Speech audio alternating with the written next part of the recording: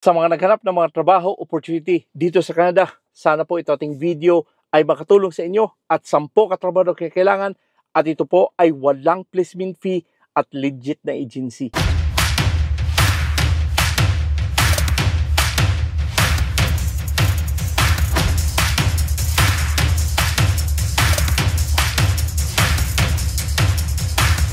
Kabayan, kumusta? Anong balita sa inyo? So ngayon guys, itong ating pag-usapan ngayon ay 10 katrabahador ang kinakailangan at ito po ay walang placement fee na agency. Again, subukan nyo puntahan or applyan ninyo kung kayo man ay qualify. Sinasabi ko sa inyo lagi na, again, ulitin ko lang, maraming papauwiin or pinapauwi ng mga trabahador or mga anumang entry ang pinasok nila dito na walang mga LMIA or ang kanilang mga international student permit ay paso na, so hindi na sila pwedeng makapag-renew or yung may mga LMIA na mga patapos na, hindi na rin sila pinaparenew. Okay? So, balit, marami pa rin hiring na papunta ng Canada. No? Dahil nga sa sinasabi sa inyo na maraming trabaho dito, subalit ang problema ay kulang ang mga trabahador na magtrabaho para sa mga skills na ganito. Okay? So again, sinasabi sa inyo lagi na ngayon pa lang sa ating mga kabayan na gusto at nagbalak pumunta sa Canada, na ang inyong mga qualification ayusin nyo. Kung wala man kayong mga requirements sa IELTS or CELPIP, magkuha na kayo ng English test dahil importante po yan. And again, importante din na ngayon pa lang, magbasa-basa na kayo, tingnan nyo kung saan kayo pwedeng mag-apply, tingnan nyo kung kayo ba ay qualify sa inyong mga in-applyan, no? Dahil napakaraming gustong pumasok sa Canada, maraming gustong mag-apply, subalit hindi man sila qualify. Okay? Kaya nga sinasabi sa inyo na, tinuturo ko sa inyo na magbasa kayo, no? Magbasa kayo. Dahil ito po ay hindi para sa akin, para po sa inyo. Dahil ako nga ay nasa Canada ako for 20 years na, no? Hindi ko na to kailangan ako pa mag-apply dahil citizen ako, Filipino-Canadian citizen ako.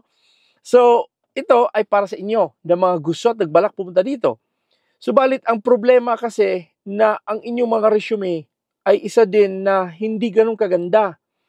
Merong mga nagko-comment na, Kuya Noy, marami na akong ina-applyan, hindi talaga nakukuha. Because, sinasabi ko sa inyo lagi na mag-apply kayo ng ayon sa experience, hindi po ayon sa gusto ninyo. At isa pa, ilagay ninyo detalye yung inyong mga ginagawa sa mga previous or mga current jobs. Kasi, importante yan na alam ni employer, alam ni agency na kayo ay may mga sapat na qualification. Kung kayo ba ay nag-apply bilang isang housekeeping, anong ginagawa nyo bilang isang housekeeping? Kung kayo man ay mag-apply bilang isang caregiver, anong ginagawa nyo bilang isang caregiver? Kayo ba ay may mga certificate? Kayo ba ay may mga English exam, yung IELTS or CELPIP? Kayo ba ay graduate sa college? Ano bang requirements dyan? Kaya nga sinasabi sa inyo, basahin nyo. Kung gusto nyo pumunta ng Canada, basahin nyo. Kaya nga sinasabi ko lagi sa Facebook ko na kayo, gusto nyo pumunta ng Canada, pero hindi kayo nagbabasa. Gusto ninyo na anong sinasabi doon, yun lang.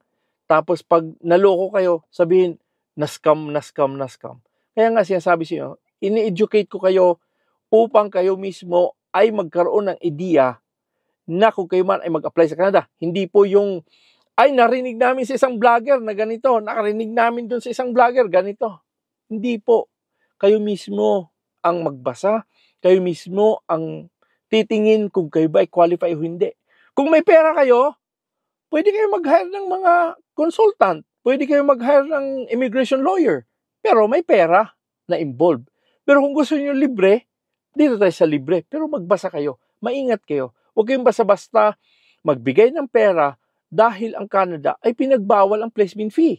Walang placement fee ang Canada.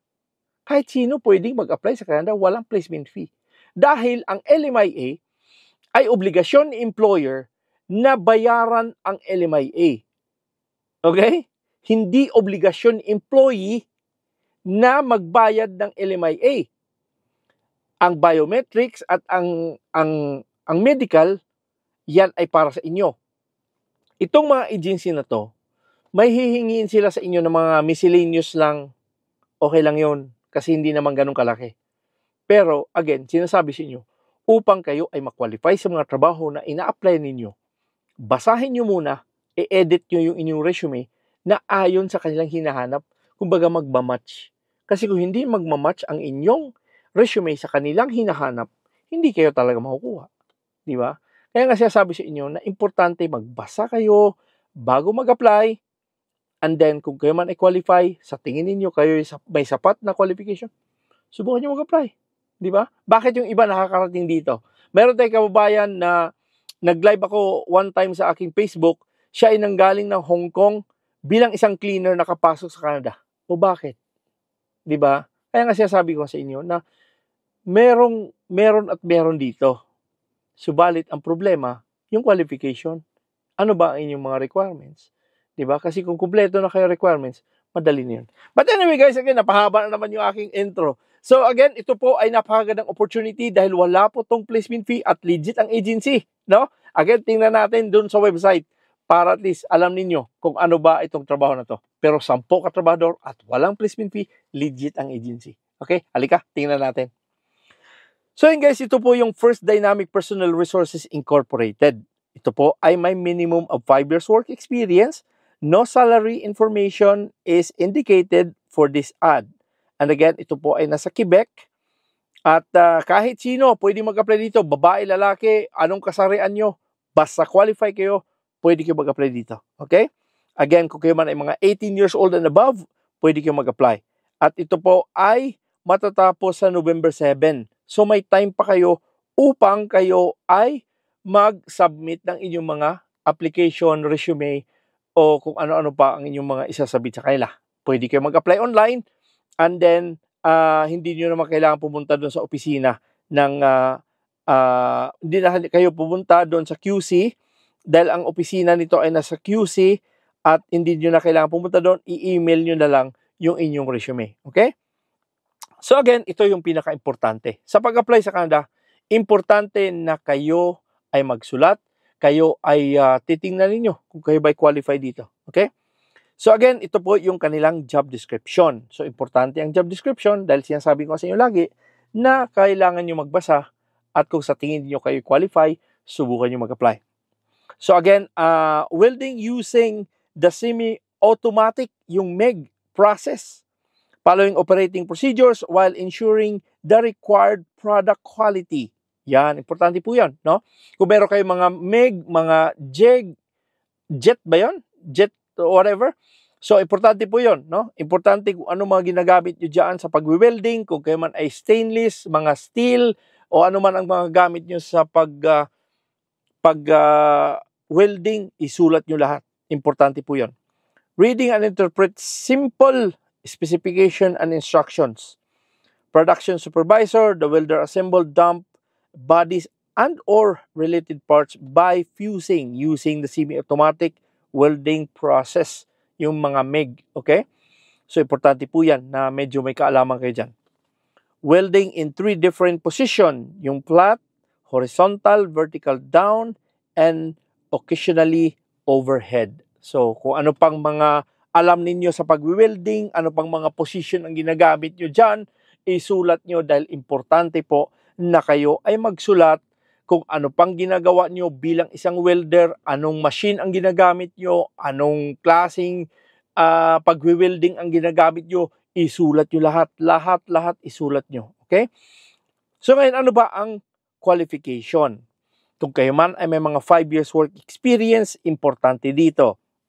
Candidate must be a vocational diploma, short course certificate. Kung meron kayong mga TESDA certificate, subukan nyo mag-apply dito. Kung kayo man ay mga vocational or high school, tapos meron kayong certificate sa JETCO, yung Japan, whatever is that, and then itong TESDA, isulat nyo din, meron kayong TESDA. Have a good English communication skills and present yourself professionally. So I think ito siya ay kumbaga during the interview na siguro to. Okay? Again, complying with company safety rules. Again, kung anong mga rules na mga standard na ginagawa ninyo, isulat nyo dyan dahil importante po yan. And again, ito po ay walang placement fee na agency at wala po tong ito legit po, no? Yung naghahanap ng agency kung saan ito matatagpuan, ito po ay nasa QC ang opisina ni First Dynamic. Okay? So pwede nyo i-google yan, First Dynamic Personal Resources Incorporated. Yon, importante po yan. So, yung kasi sinasabi ko sa inyo lagi na lahat ng inyong a-applyan papunta sa Canada, importante po kayo magsusulat, ayusin nyo inyong mga qualification dahil sa qualification na yan, dyan magbabase ang mga employer o mga agency kung kayo ba ay matanggap o hindi. So, balit again, marami akong mga videos dito, pwede ninyong i-share at pwede ninyong panoorin nyo po, no? Upang malaman niyo kung ano bang laman ng mga video na yan. Baka makatulong sa inyo, di ba? So, but again, sinasabi sa inyo lagi na kung hindi pa kayo nakapag-subscribe, sana po ay makonsider i-like, i-subscribe at huwag niyo kalimutan lagi i-click ang notification bell para updated kayo tuwing meron ko in-upload dito nga sa ating channel. At again, napakarami kong video, subukan nyo, puntahan nyo sa TikTok, puntahan nyo sa Facebook, Noy Tips Vlog, hanapin mo ako sa social media, andyan po ako. At baka makatulong yung mga videos ko na pinopost, di natin alam. Okay? So, but again, sana po yung nag-enjoy kayo sa ating video at kung kayo man ay nandito sa Calgary, magkape-kape tayo. Okay? So, again, ganun pa man, maraming salamat ulit sa inyong panonood. Subaybay sa aking channel. Ako po si Noy Tips. God bless and a wonderful day.